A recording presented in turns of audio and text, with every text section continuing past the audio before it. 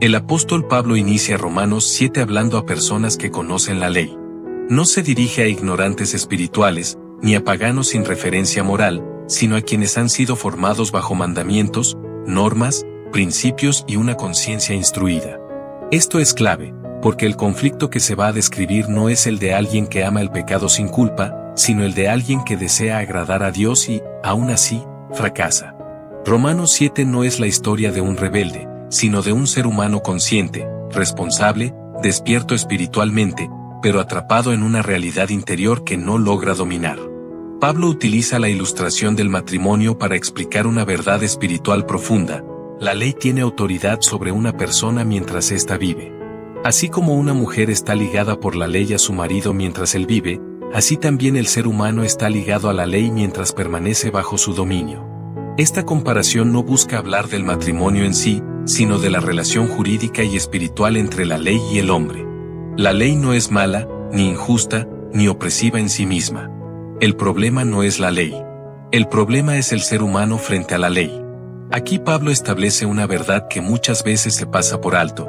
La ley no fue dada para salvar, sino para gobernar. La ley regula, exige, define, pero no capacita. Puede decir que está bien y que está mal, pero no puede dar poder para hacer lo que está bien. Puede señalar el camino, pero no puede cargar al caminante. Puede diagnosticar la enfermedad, pero no puede curarla. Este es el primer gran golpe al orgullo humano. El problema no es que no sepamos qué hacer, el problema es que, aun sabiéndolo, no podemos hacerlo por nuestras propias fuerzas. Cuando Pablo afirma que hemos muerto a la ley por medio del cuerpo de Cristo, no está diciendo que la ley haya muerto, sino que la relación de dominio ha sido rota. La muerte rompe contratos. La muerte cancela obligaciones legales. En términos espirituales, el creyente ya no vive bajo el régimen de la ley como sistema de justificación. Sin embargo, Romanos 7 no se queda en una afirmación teórica, sino que se adentra en la experiencia real de lo que ocurre cuando una persona intenta vivir para Dios apoyándose en la ley y en su propia voluntad. Aquí comienza uno de los pasajes más honestos y desgarradores de toda la Escritura. Pablo plantea una pregunta que atraviesa siglos: ¿es la ley pecado? Y responde con contundencia: en ninguna manera. La ley no es pecado. La ley revela el pecado. Sin la ley, el pecado permanece oculto, disfrazado, normalizado. Es la ley la que ilumina, la que expone, la que desnuda la verdadera condición del corazón humano. Cuando la ley dice no codiciarás, no crea la codicia, pero la hace visible. Antes, la codicia vivía cómoda en la sombra, ahora queda expuesta a la luz. Y aquí ocurre algo inquietante: el pecado, al ser confrontado por el mandamiento, no se debilita, sino que reacciona. Pablo dice que el pecado, tomando ocasión por el mandamiento, produjo en él toda clase de codicia. Esto es profundamente revelador. El pecado no es pasivo. No es una simple debilidad. Es una fuerza activa, inteligente, oportunista. Usa incluso lo bueno para producir muerte. No porque la ley sea mala, sino porque el pecado es perverso. Este punto es crucial para el estudio. La ley no transforma el corazón, lo confronta. Y cuando el corazón no ha sido plenamente liberado, esa confrontación puede intensificar el conflicto interno. Por eso muchas personas sinceras, religiosas, comprometidas, terminan frustradas, culpables y agotadas espiritualmente. No porque no amen a Dios, sino porque están intentando vencer una fuerza espiritual con herramientas humanas. Pablo describe cómo, sin la ley, el pecado estaba muerto, pero cuando vino el mandamiento, el pecado revivió y él murió. No se trata de una muerte física, sino espiritual: la conciencia aplastada, el alma derrotada, la sensación de fracaso constante. El mandamiento que prometía vida terminó produciendo muerte. No porque la promesa fuera falsa, sino porque el medio era insuficiente. La ley promete vida al que la cumple perfectamente. El problema es que nadie la cumple perfectamente. Aquí Romanos 7 comienza a tocar una herida muy profunda en el ser humano: la distancia entre el querer y el poder, entre el deseo y la acción, entre la intención y el resultado. Pablo reconoce que la ley es santa, justa y buena. No hay desprecio hacia la ley. Hay respeto. Pero también hay una confesión devastadora: algo dentro del ser humano impide que esa bondad se traduzca en obediencia constante. Este estudio no busca llevar al oyente a la desesperación, pero tampoco a una falsa paz. Busca llevarlo a la verdad.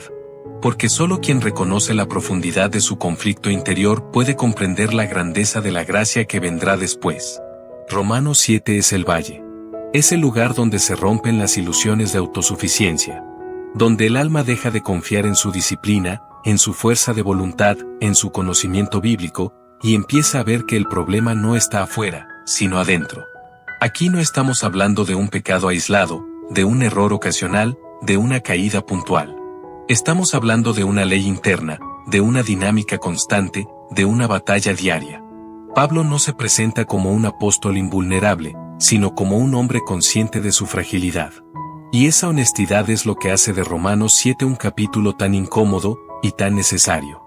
Porque mientras haya personas que piensen que el cristianismo consiste solo en portarse bien, en cumplir normas, en esforzarse más, Romanos 7 seguirá siendo una piedra de tropiezo. Pero para quienes están cansados de luchar sin entender por qué pierden, este capítulo se convierte en un espejo fiel del alma. Y aquí apenas estamos entrando al conflicto. Lo más intenso aún no ha sido dicho. Pablo entra ahora en el corazón del conflicto humano con una confesión que atraviesa generaciones, porque lo que hago, no lo entiendo.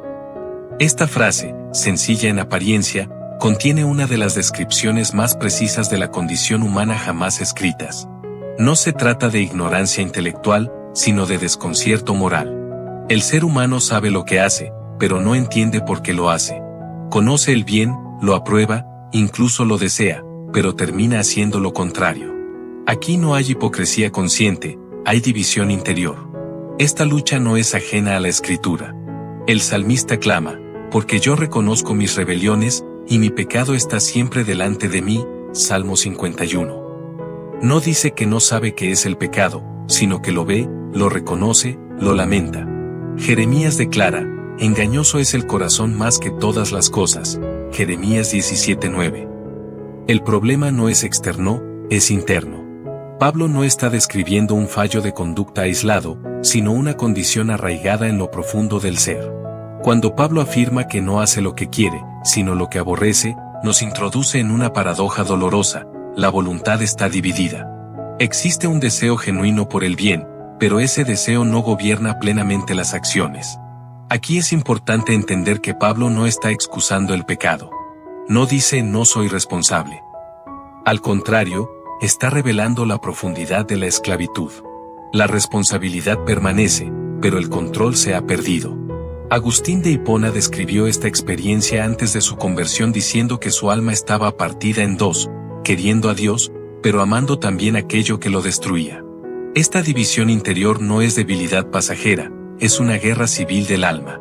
Por eso Romanos 7 resuena tanto incluso entre creyentes sinceros, porque describe algo que muchos viven pero pocos se atreven a confesar.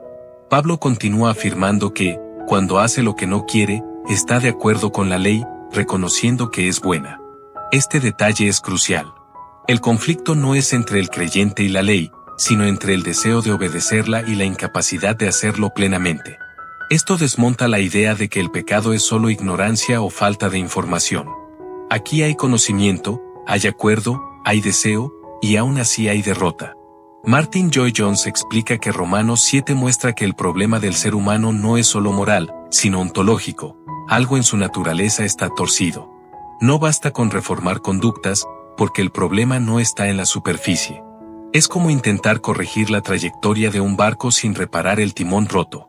Puedes ajustar velas, remar con fuerza, pero el rumbo seguirá desviándose.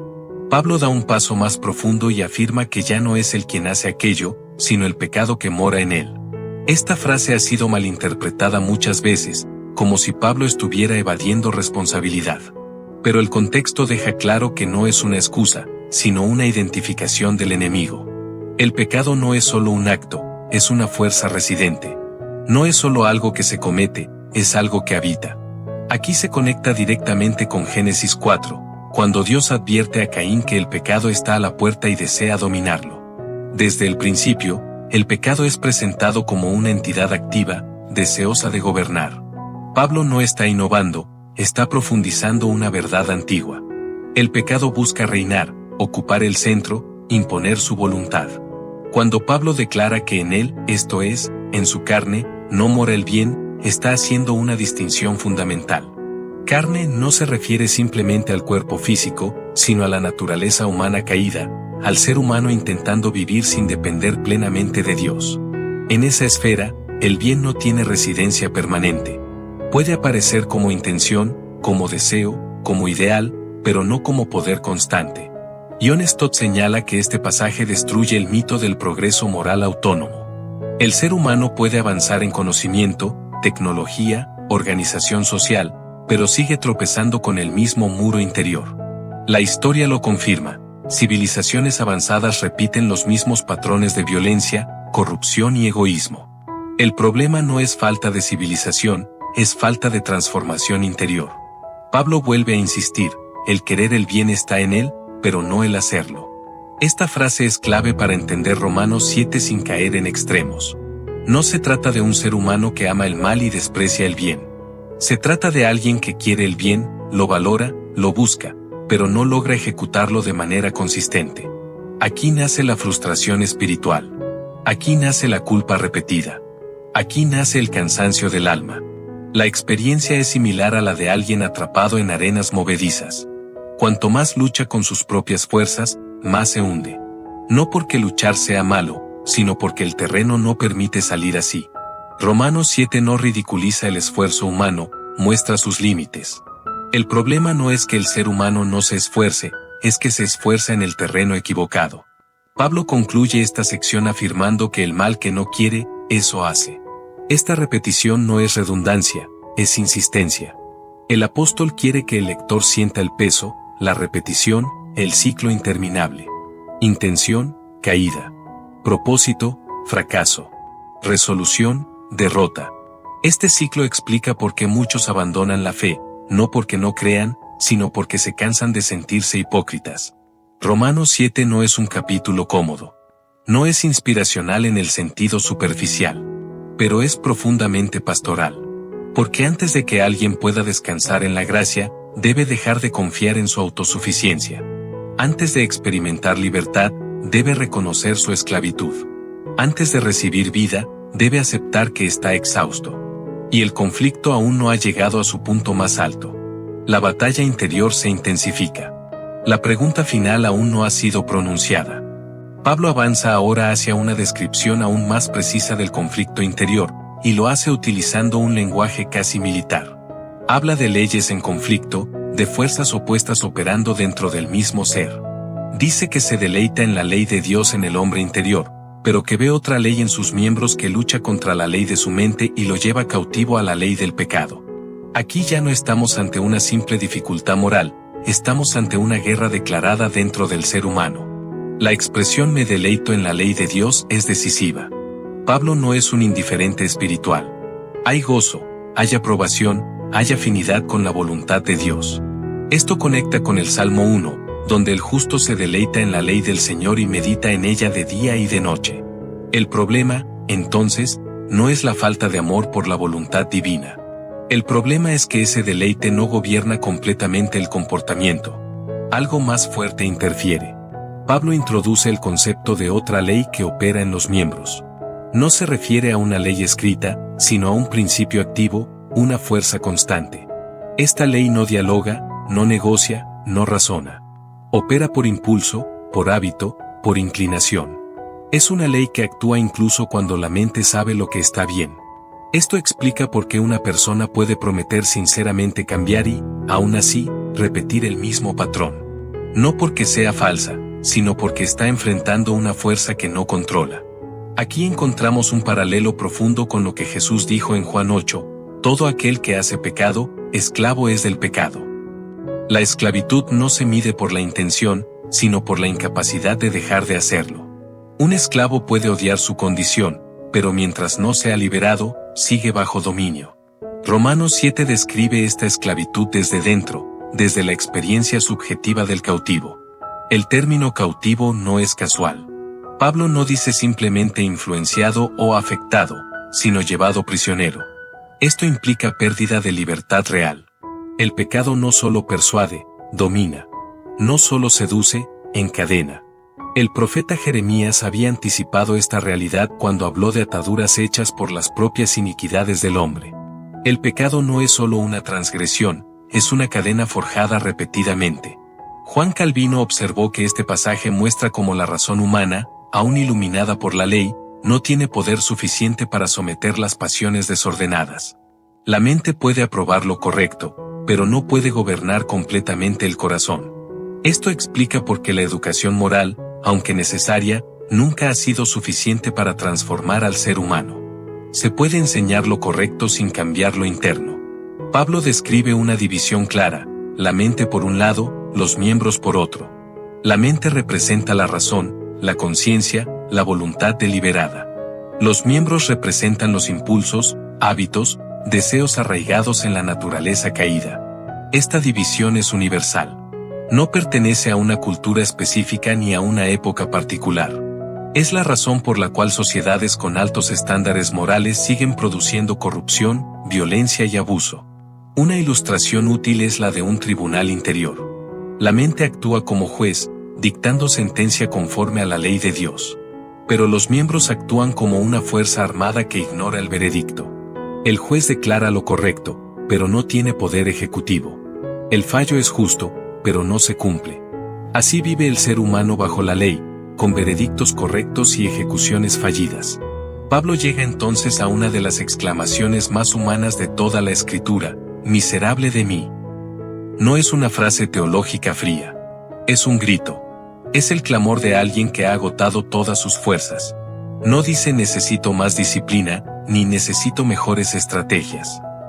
Dice ¿quién me librará? La pregunta no es ¿qué haré?, sino ¿quién vendrá?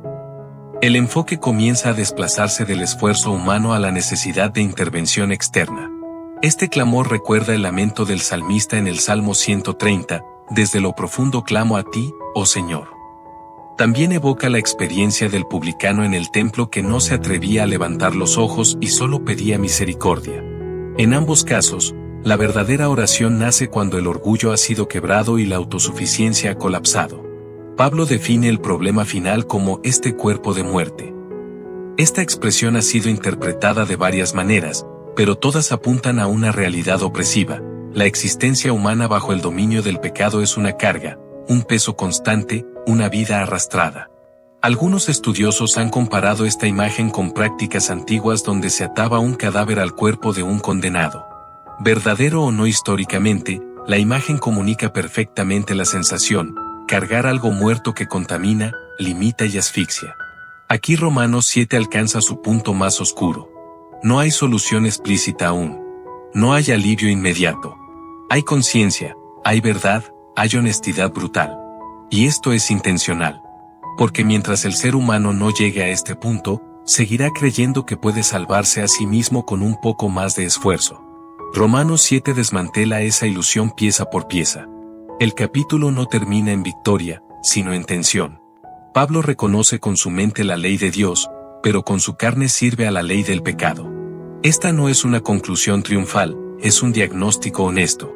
Y todo diagnóstico verdadero, aunque doloroso, es un acto de misericordia. Porque solo quien sabe que tan grave es su condición puede valorar la grandeza de la liberación cuando llegue. El oyente debe sentir aquí el peso del conflicto, no huir de él. Debe reconocerse, no justificarse. Debe aceptar que la lucha no se resuelve con fuerza de voluntad. Y debe quedar con una pregunta ardiendo en el corazón: si esta es la condición humana bajo la ley, ¿existe realmente esperanza? Esa pregunta no se responde aquí. Aquí solo se formula con toda su crudeza. Vamos con parte 4. Esta parte cierra Romanos 7 con profundidad, sin resolver aún la tensión, sin adelantarse a Romanos 8. Pero dejando al oyente emocional, espiritual y doctrinalmente preparado.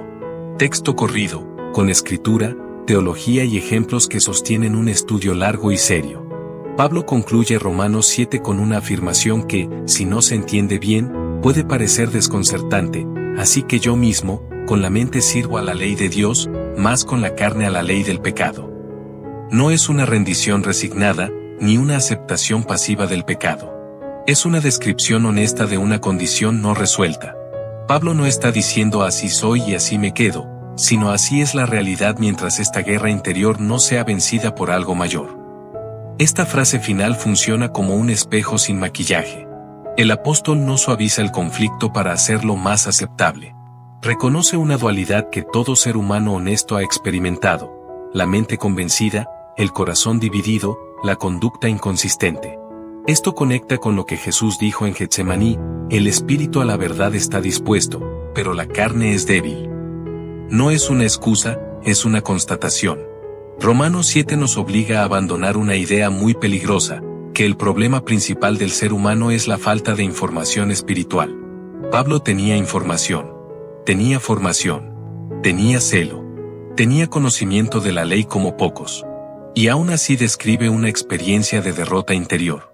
Esto desarma la confianza excesiva en métodos, reglas, sistemas y disciplinas cuando se usan como fin último. Todo eso puede ser bueno, pero nada de eso es suficiente. Dietrich Bonhoeffer advertía que cuando el cristianismo se reduce a normas sin transformación, produce personas agotadas o hipócritas. Romanos 7 explica por qué. Porque la ley puede decir no hagas, pero no puede cambiar lo que deseas. Puede prohibir, pero no puede sanar. Puede condenar, pero no puede resucitar. Y cuando una persona intenta vivir para Dios solo desde ese marco, termina en un ciclo de promesas rotas y culpa acumulada. Aquí es importante entender algo pastoralmente clave. Romanos 7 no normaliza el pecado, pero sí normaliza la lucha. No dice que pecar esté bien, pero sí dice que la lucha interna es real. Esto es vital para la salud espiritual del creyente. Muchos abandonan la fe no porque amen el pecado, sino porque se cansan de sentirse falsos. Romanos 7 les dice: no estás loco, no estás solo, no eres el único. El profeta Elías, después de una gran victoria espiritual, cayó en una profunda crisis emocional y quiso morir. David, llamado hombre conforme al corazón de Dios, cayó gravemente. Pedro, lleno de pasión, negó a Jesús. La Biblia no oculta la fragilidad humana, porque no quiere que la esperanza esté puesta en el hombre, sino en Dios. Romanos 7 encaja perfectamente en ese patrón bíblico de honestidad radical. Una ilustración útil es la de alguien que intenta limpiar un espejo sucio usando el mismo paño contaminado. Por más esfuerzo que haga, solo esparce la suciedad. La ley actúa como un espejo que muestra la mancha, pero no como el agua que la limpia. Romanos 7 muestra el espejo con total claridad. No intenta limpiar todavía. Solo muestra.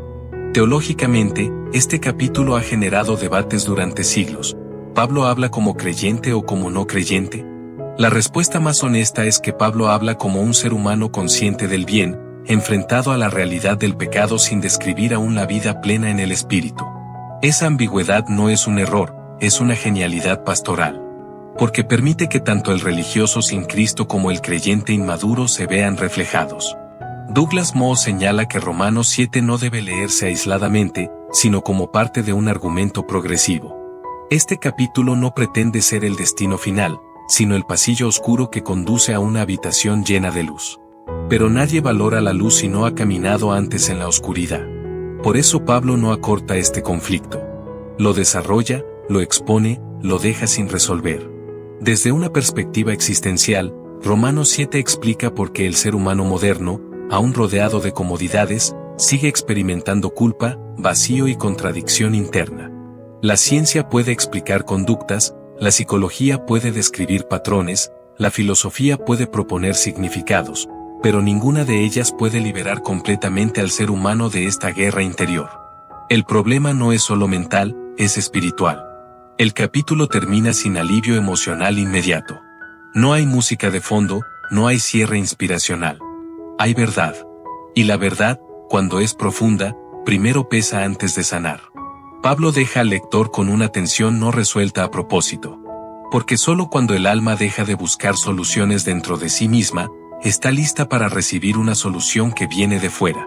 Romanos 7 nos deja en un punto incómodo, pero necesario.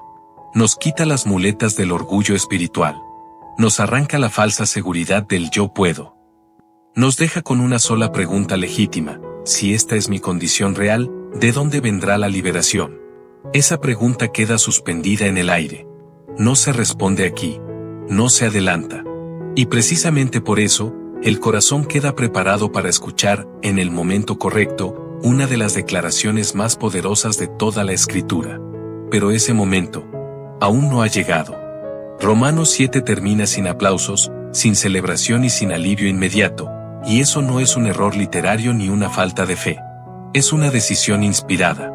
Pablo no quiere que el lector se aferre a medias verdades ni a consuelos superficiales.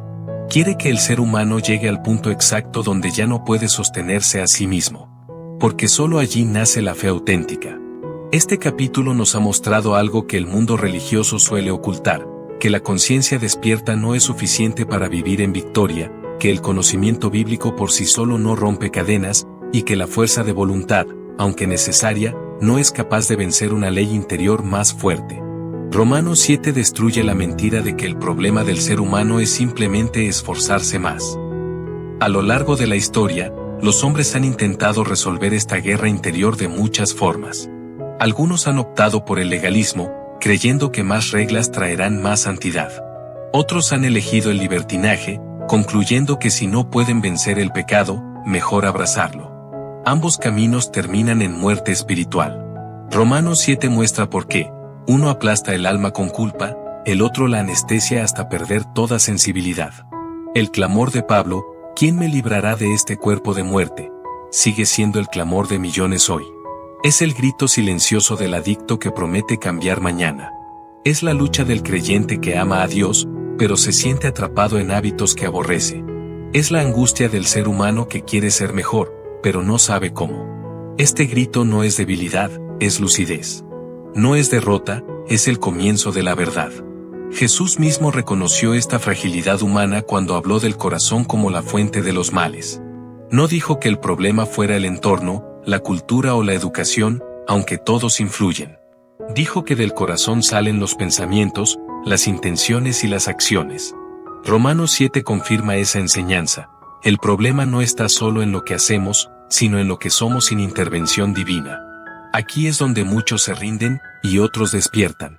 Porque el mismo capítulo que nos deja sin respuestas humanas, nos prepara para una respuesta divina. Romanos 7 no es el final del camino, es el punto donde el orgullo muere. Y cuando el orgullo muere, la gracia encuentra espacio para actuar. Antes de avanzar, es necesario detenerse y permitir que este capítulo haga su obra en el corazón. No para condenar, sino para desnudar. No para humillar, sino para liberar de falsas expectativas. Dios no está decepcionado por tu lucha, Él ya la conoce. Lo que Él confronta no es tu fragilidad, sino tu intento de salvarte a ti mismo. Muchos oyentes pueden sentirse identificados con Pablo hasta el dolor. Han intentado cambiar, han orado, han prometido, han caído, han llorado, han vuelto a intentar. Y quizás hoy se preguntan si realmente hay esperanza o si la fe cristiana es solo una carga más. Romanos 7 no les dice ríndanse al pecado, pero tampoco les dice finjan que todo está bien. Les dice, reconozcan la verdad completa. Y aquí es donde el llamado se vuelve inevitable. Si este capítulo ha expuesto tu lucha interior, no cierres el corazón.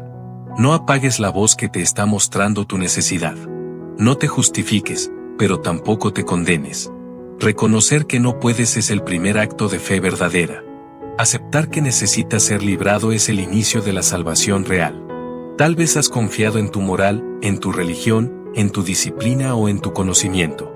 Tal vez has intentado agradar a Dios desde tus propias fuerzas.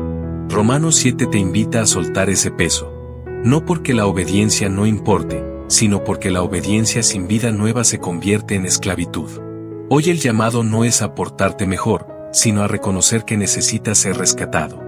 No es a prometer más, sino a rendirte de verdad. No es a confiar en ti, sino a mirar fuera de ti. Porque la pregunta correcta no es ¿qué haré?, sino ¿quién me librará? Si estás escuchando este estudio y te reconoces en esta lucha, este es el momento de hablar con Dios con honestidad. No con frases religiosas, sino con verdad. Dile que estás cansado. Dile que sabes lo que está bien, pero no logras vivirlo. Dile que necesitas ayuda real, no solo información. Dile que ya no quieres seguir fingiendo fuerza donde hay fragilidad. Dios no rechaza ese clamor.